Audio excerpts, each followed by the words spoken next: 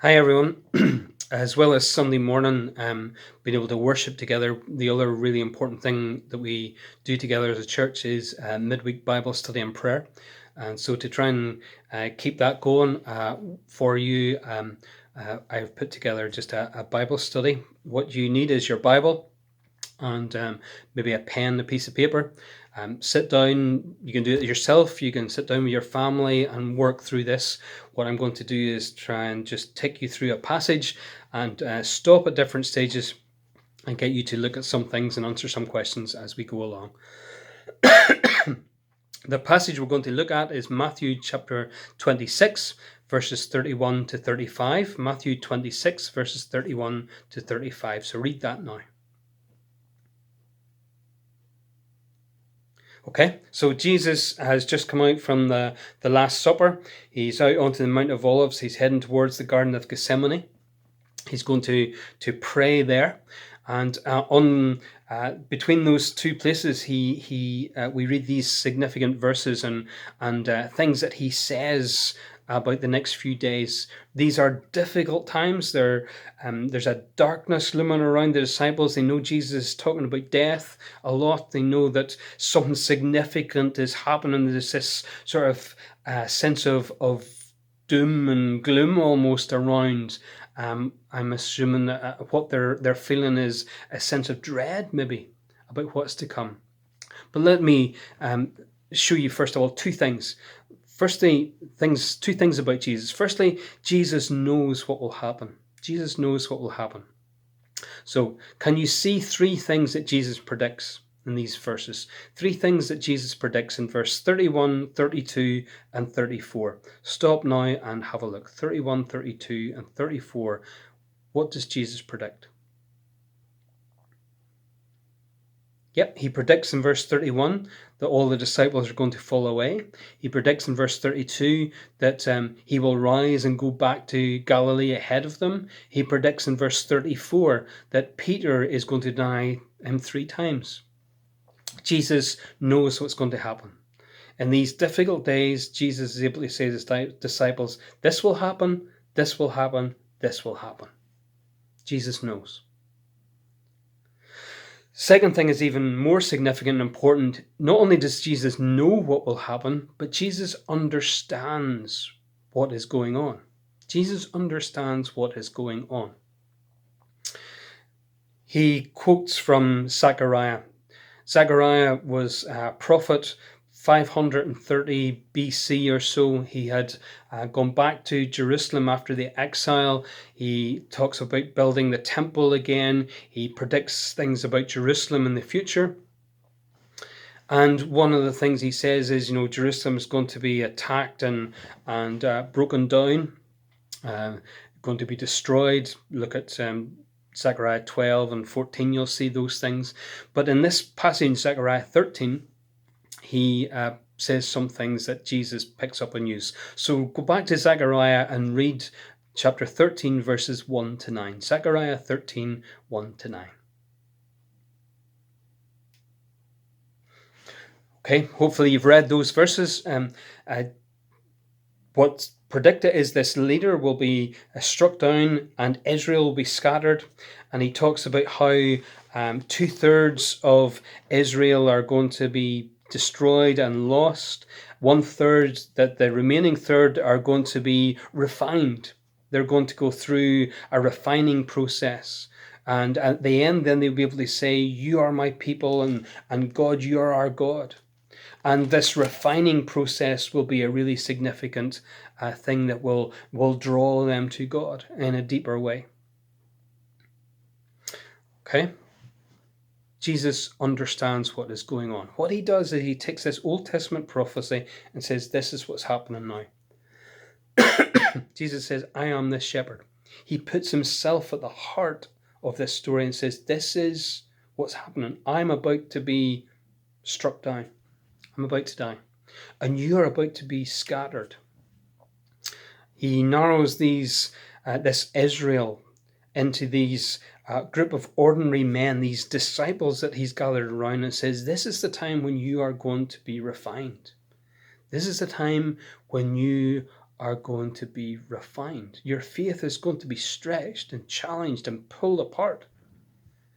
But in the end, it's going to be stronger and deeper and richer than you can possibly imagine.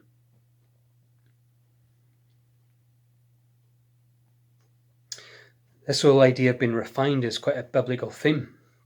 So let me give you a number of verses that you can look up and think about as you think about this theme of being refined. So here are the verses.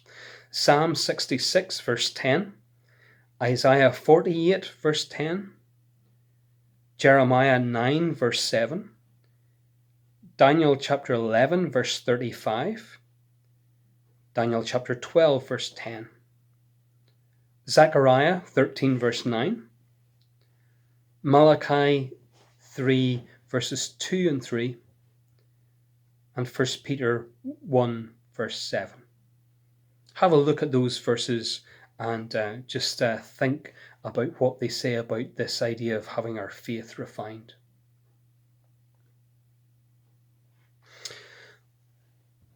Being refined is a very unpleasant process.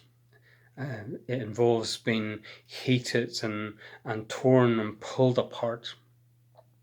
And the final thing I want you to think about from this passage is the whole idea of our confidence. Our confidence. Look at how Peter responds to what Jesus says. Verse 33, even if all fall away on account, I never will. Verse 35, even if I have to die with you, I will never disown you. And then all the other disciples join in and say, we'll do the same. You see the confidence that Peter has? In the midst of this refining, disastrous, stretching time, Peter says, I'm all right. I'm confident that I'll be able to hold on to you in the middle of this. I'm confident that I'll be able to do whatever I have to do. I will never fail. Self-confidence, and that is great. And it's one of the things we love about Peter. He's this guy who'll step out and make these declarations and do these things, but we know that self-confidence gets Peter nowhere. He is going to fail. He is going to be torn apart from the inside out. He is going to fail and fall desperately.